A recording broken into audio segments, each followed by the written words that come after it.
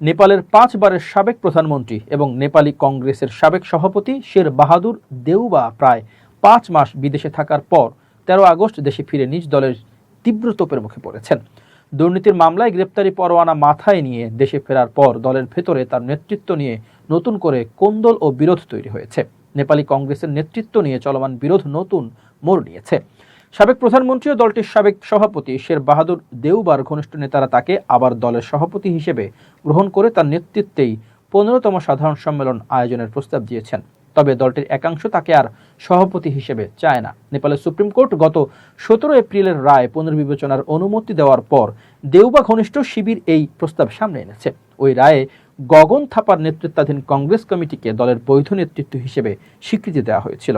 এখন দেউবা সমর্থক নেতারা বলছেন, সামনে দুটি পথ খোলা রয়েছে, সুপ্রিম কোর্টের চূড়ান্ত রায়ের জন্য অপেক্ষা করা অথবা দেউবার নেতৃত্বে সাধারণ সম্মেলন আয়োজন করা।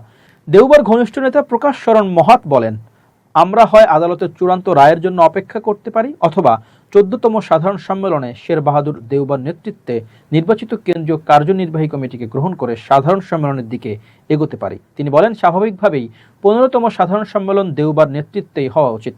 বিশেষ সাধারণ সম্মেলনকে কেন্দ্র করে দলের মধ্যে যে পরিস্থিতি তৈরি হয়েছিল সেটিকে তিনি একটি দুর্ঘটনা হিসেবে উল্লেখ করেন। মহাত আরও বলেন, আদালত যেহেতু আগের রায় পুনর্বিবেচনায় সম্মত হয়েছে, তাই অপরপক্ষ যদি দেউবার নেতৃত্বে সাধারণ সম্মেলন করতে রাজি থাকে তাহলে চূড়ান্ত রায়ের জন্য অপেক্ষা করার প্রয়োজন নেই। এর মধ্যেই দলের ঐক্য ফিরিয়ে আনা সম্ভব। দেউবার নেতৃত্বে দলের বিভিন্ন বিরোধী গোষ্ঠীকে একত্র করা সহজ হবে বলেও দাবি করেন মহাত। তার ভাষায়, দেউবার নেতৃত্বে সবাই একসঙ্গে আসতে পারবেন এবং কাউকে বিশেষ সুবিধা দেওয়া বা কোণঠাসা করা হবে না।